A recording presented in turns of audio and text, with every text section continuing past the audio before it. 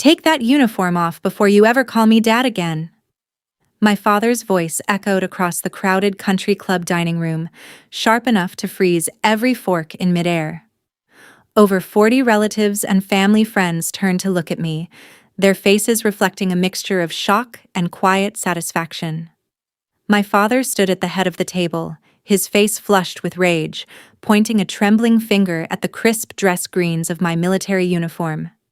He thought he was putting a foolish, disobedient daughter back in her place. He thought he could break me in public the same way he used to behind closed doors. What he didn't realize was that the quiet girl who had left his house 8 years ago was gone. Standing in her place was a battle-tested officer who had survived things far worse than his temper. And in my dress jacket pocket was a single sealed envelope that was about to turn his entire life upside down. Follow my story until the end, and comment the city you are watching from so I can see how far my story has reached. My name is Major Evelyn Carter. At 31 years old, I've stood in high-pressure combat zones, made split-second tactical decisions, and earned every single bar on my shoulders through grit and endurance. Yet, standing in the center of the Grandview Country Club, surrounded by 40 relatives and affluent family friends, the battlefield felt entirely different. The silence following my father Richard's roar was absolute. Silverware stopped clinking against fine china, waiters froze with silver trays balanced on their palms, and every pair of eyes in the room fixed directly on me. Richard stood at the head of the long oak table, his knuckles white as he slammed his hand against the crisp white tablecloth.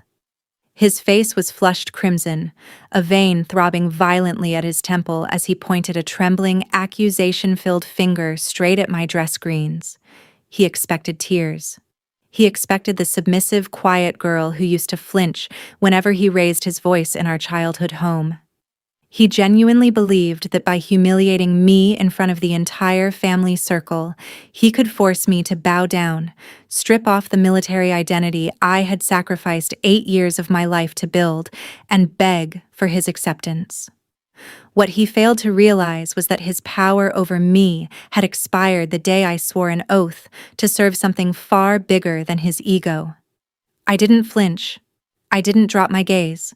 I simply stood straight, met his furious eyes with icy calm, and prepared to deliver the reckoning he never saw coming. To understand how my father reached this breaking point, you have to understand the household Richard Carter built. Growing up, our home wasn't run on love or support. It was run like a corporate dictatorship where Richard was the undisputed CEO, and my brother Julian and I were his investments. Julian was 3 years older and the undeniable golden child. He followed Richard's pre-approved blueprint to perfection: elite prep schools, an Ivy League finance degree, and a fast-track position at a prestigious investment firm. Julian measured his self-worth in designer suits and golf club memberships, gladly allowing Richard to pull his strings in exchange for inherited status. I, on the other hand, was the constant disappointment. I didn't care for country club galas or social climbing. I wanted discipline, purpose, and a path forged by my own hands. When I turned 23 and announced that I had enlisted in the United States Army, Richard didn't just disagree. He took it as a personal declaration of war. He accused me of spitting on the family name. In his mind, military service wasn't an honorable calling. It was low-class labor that ruined his carefully curated image of upper-class perfection. The night before I left for basic training, Richard threw a crystal glass against the living room wall and delivered an ultimatum. If I walked through that door, I was dead to him. I walked out anyway. For 8 long years, while Julian was paraded around family gatherings as the successful heir, I was quietly scrubbed from family photo frames. But Richard's obsession with controlling everyone's perception of success was building on a foundation of sand, and he had no idea it was about to wash away. For 8 years, I built my life completely separate from the Carter legacy. While my father and brother were busy playing corporate politics in high-end steakhouses, I was leading troops, managing complex logistics under extreme pressure, and earning my promotions step by step through merit alone. Rising to the rank of major wasn't just a title to me. It was proof that I could stand on my own 2 feet without a single dime or connection from Richard.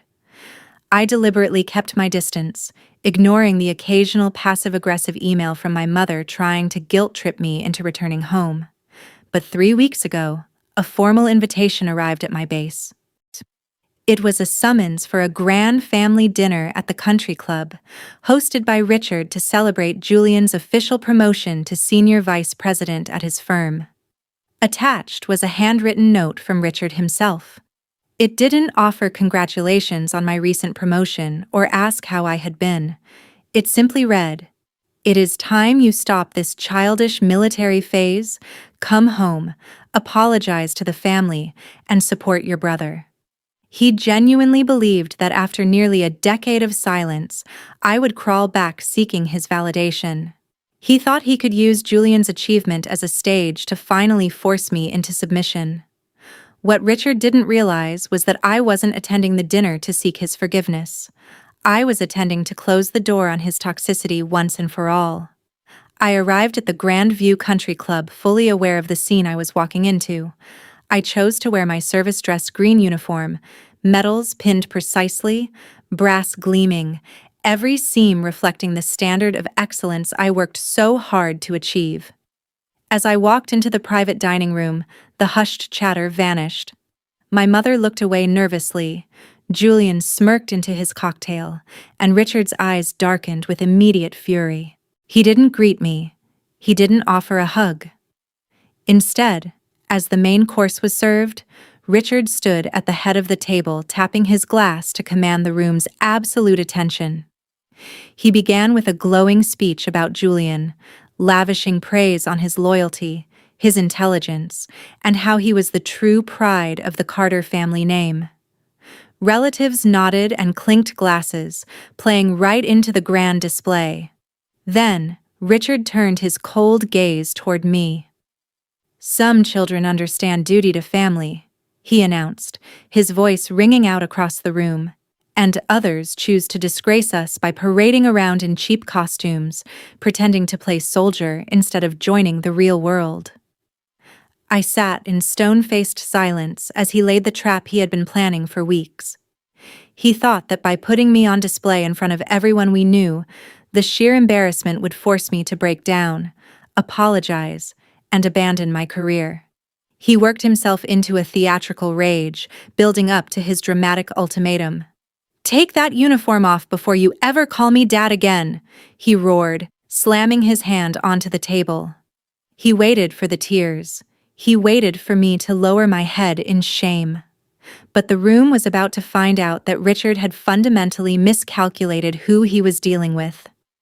Instead of breaking into tears or flinching under his roar, I slowly uncrossed my legs and reached inside the inner pocket of my dress jacket. The entire room watched in stunned silence as I pulled out a thick, white sealed envelope and set it quietly on the table in front of me. Richard frowned, his rage momentarily faltering into confusion. "What is that supposed to be?" he sneered. "Your letter of resignation from the military?" "No, Richard," I said, my voice smooth, steady, and carrying across the quiet room without needing to be raised. "It's your son's audit." Julian's smirk instantly vanished. The color drained from his face so fast he looked like he might throw up. 3 days before traveling here, my military intelligence connections and background security checks, which were routine for my security clearance, flagged a massive legal issue involving my family name. The financial firm Julian worked for wasn't celebrating his promotion. They were quietly investigating him. Julian had been embezzling client funds for over 2 years to cover massive personal investment losses, and he had used Richard's company assets as fraudulent collateral to cover his tracks. The very event we were sitting in, the luxury cars parked outside, and the illusion of the golden child's success were all built on stolen money. "You see," I continued, sliding the envelope toward the center of the table, "Julian isn't a senior vice president. He was suspended 48 hours ago, And the federal investigators who issued these documents will be arriving at your front door by 8 o'clock tomorrow morning. The atmosphere in the room shattered instantly. Gasps echoed from aunt to uncle as the polished illusion of the Carter family fractured beyond repair. Richard stared at the envelope, as if it were a venomous snake, his face turning from angry red to a sickly pale white. He looked over at Julian, desperately searching for a denial, but Julian couldn't even lift his head. He sat slumped in his leather chair, trembling, staring blankly at his hands. "Julian?" Richard's voice cracked, all the boisterous authority completely drained from it. "What is she talking about? Tell her she's lying." Julian opened his mouth, but no sound came out. His silence was the ultimate confession. "The country club bill for tonight?" I said, standing up and smoothing down the front of my jacket. "It was processed through an account that has already been frozen by the auditors. You wanted to humiliate me in front of everyone to hide the fact that your own house is burning down around you." My relatives, who just minutes ago were eagerly nodding along to Richard's vicious speech, were now whispering frantically among themselves, pulling back from the table in disgust. The status Richard had spent a lifetime building, the control he used to bully anyone who didn't fall in line, dissolved in less than 2 minutes. He wasn't a powerful patriarch putting a disobedient daughter in her place. He was a foolish man who had built his entire pride on a lie, completely blind to the real ruin right under his roof. I picked up my leather gloves from the table, adjusted my cover, and looked down at my father one last time. He wasn't roaring anymore. He sat frozen, looking small, broken, and stripped of the arrogance that had defined his entire life. "You told me to take off this uniform before I ever call you Dad again," I said, my voice echoing off the high ceilings of the quiet room. "Don't worry, Richard, I won't ever call you that again.